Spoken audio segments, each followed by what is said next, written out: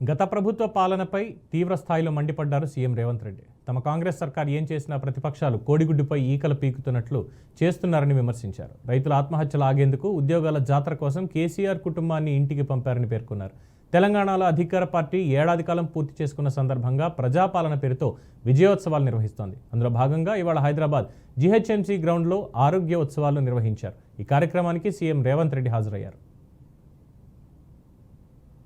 ఇందిరమ్మ రాజ్యంలో ప్రజాప్రభుత్వం ఏర్పడి మొదటి సంవత్సరం పూర్తి చేసుకుంటున్న సందర్భంలో ఈ పండుగ కార్యక్రమాన్ని మనమందరము ఏర్పాటు చేసుకోవడం జరిగింది.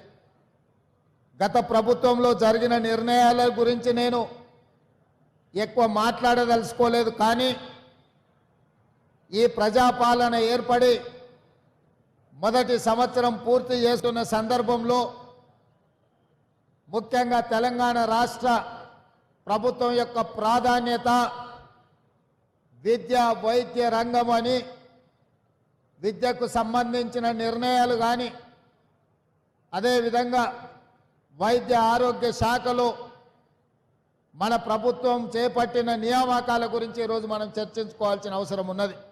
ఎల్బీ స్టేడియంలో వాళ్ళకు నియామక పత్రాలు అందజేసి సుదీర్ఘ కాలంగా ఒక దశాబ్ద కాలం నియామకాలు లేకపోవడం వల్ల నిరాశ నిర్లిప్తతతో ఒక దశలో కొంతమంది ఆత్మహత్యలే శరణ్యం అనుకుంటున్న సందర్భంలో ప్రజలెన్నుకున్న ప్రభుత్వం ప్రజా ప్రయోజన కార్యక్రమాలు చేపట్టాలని ఎల్బీ స్టేడియం వేదికగా 7,750 మంది వైద్య ఆరోగ్య సిబ్బందిని నియమించడమే కాకుండా ఇంకా 6,496 ఖాళీలను భర్తీ చేయడానికి పరీక్షలు పూర్తి చేసి తొందరలోనే ఇంకొక 6,500 మంది ఈరోజు వైద్య ఆరోగ్య శాఖలో నియమించాలని ఈ ప్రభుత్వం కార్యక్రమాలు తీసుకొని ముందుకు వెళ్తుంది.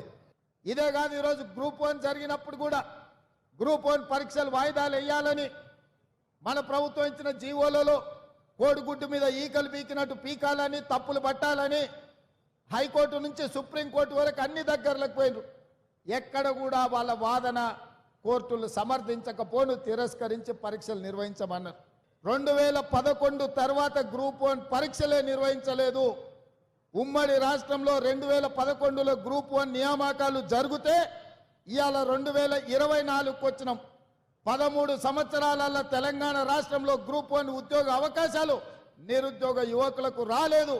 ఆనాటి ప్రభుత్వం 2017లో నోటిఫికేషన్ ఇచ్చిన పరీక్షలు నిర్వహించకుండా వాయిదాలు పెట్టుకుంటూ నిర్వహించిన పరీక్షలు ప్రశ్నాపత్రాలు జిరాక్స్ సెంటర్లలో అమ్ముతుంటే ఆ రోజు ఖచ్చితంగా మాట ఇచ్చిన అధికారంలోకి వచ్చిన ఎంబడే గ్రూప్ 1 పరీక్షలు నిర్వహిస్తాం, ఖాళీలను భర్తీ చేస్తామని ఇవాళ గర్వంగా నేను చెప్తున్న తెలంగాణ పబ్లిక్ సర్వీస్ కమిషన్ సంబంధించిన ఈ రోజు రిటైర్ అవ్వబోతున్న మహేందర్ రెడ్డి గారు చైర్మన్గా చాలా దీక్షతో ఈ పరీక్షలను నిర్వహించి ఈరోజు మెయిన్ ఎగ్జామ్స్ కూడా కంప్లీట్ చేసిండ్రు. తొందరలోనే 563 మంది గ్రూప్ 1 అధికారులను ఈ తెలంగాణ నిర్మాణంలో భాగస్వాములను చేయబోతున్నాం.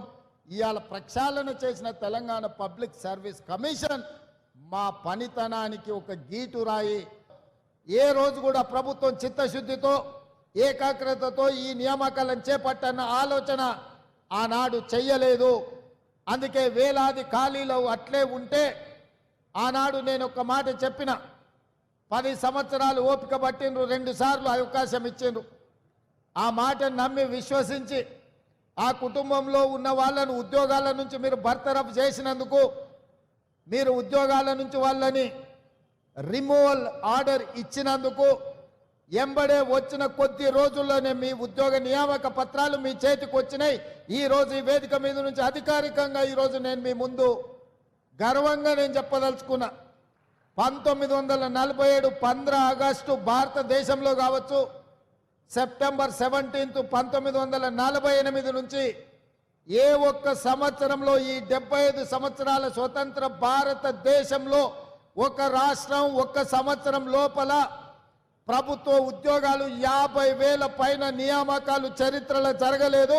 మొదటిసారి తెలంగాణ రాష్ట్రంలో మన ప్రభుత్వం ప్రజా ప్రభుత్వ ఉద్యోగాలు 50,000 పైగా నియామకాలను చేపట్టి ఈ దేశ చరిత్రలోనే ఒక గొప్ప చరిత్రను నెలకొల్పడం జరిగింది.